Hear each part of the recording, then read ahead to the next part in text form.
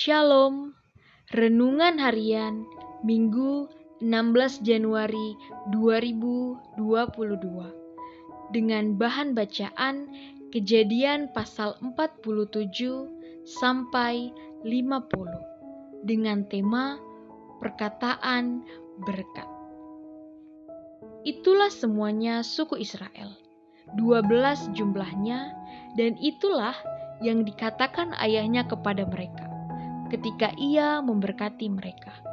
Tiap-tiap orang diberkatinya dengan berkat yang diuntukkan kepada masing-masing. Kejadian 49 ayatnya yang ke-28. Kitab Kejadian pasal 47 sampai 50 mengisahkan tentang masa tua Yakub dan bagaimana akhir kehidupannya. Jika kita menelaah tiap pasal di atas, maka kita akan menemukan salah satu hal yang menjadi karakter Yakub, yaitu ia suka mengucapkan kata-kata berkat. Kelaparan semakin hebat terjadi di tanah Kanaan. Yusuf meminta izin kepada Firaun agar saudara-saudaranya dan keluarga ayahnya bisa tinggal di tanah Mesir.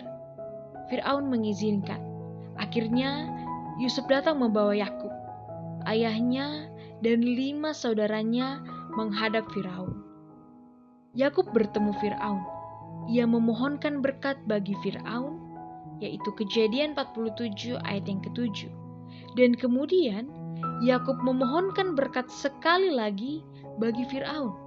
Kejadian 47 ayat yang ke-10. Yakub tidak lupa memohonkan berkat bagi orang yang sudah memberi pertolongan bagi keluarganya. Ketika Yakub sedang sakit karena masa tuanya, ia mengumpulkan segenap tenaganya untuk memberkati Efraim dan Manasye, cucu-cucunya. Kejadian 48 ayat yang ke-9.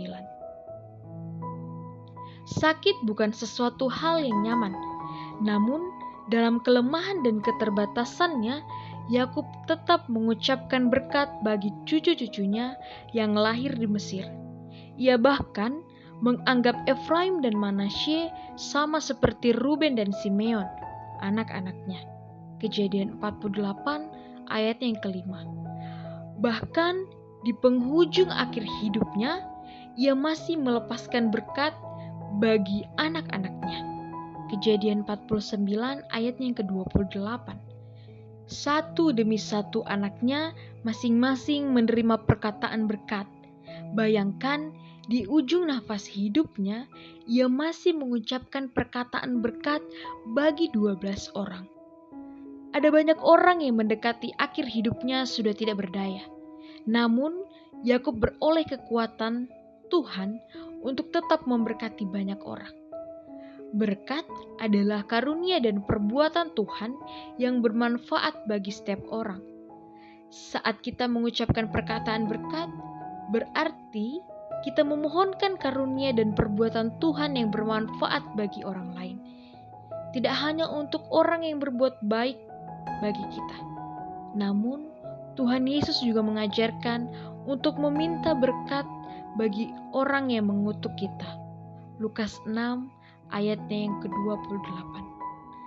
Berkat atau kutuk datang dari satu sumber yang sama, yaitu perkataan.